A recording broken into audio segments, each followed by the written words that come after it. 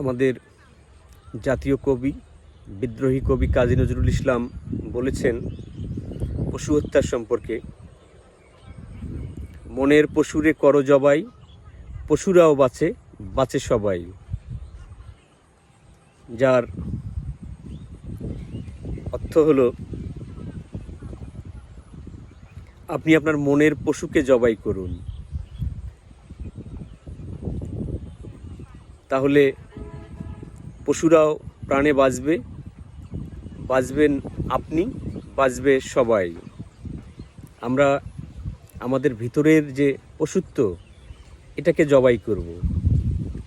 বাহ্যিক কোনো পশু পাখিকে হত্যা করে কখনোই আপনার পশুত্বকে আপনি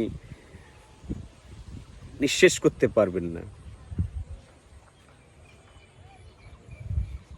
পশু পাখি প্রাণী এগুলো প্রকৃতির সৌন্দর্য,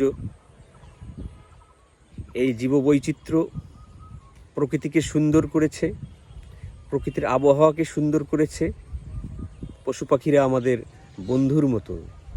পশু পাখিদেরকে ভালোবাসুন, ভালো থাকবেন। কোনো কিছুকে হত্যা করে ভালো কিছু সেখান থেকে আসবে না, পাওয়া যাবে না।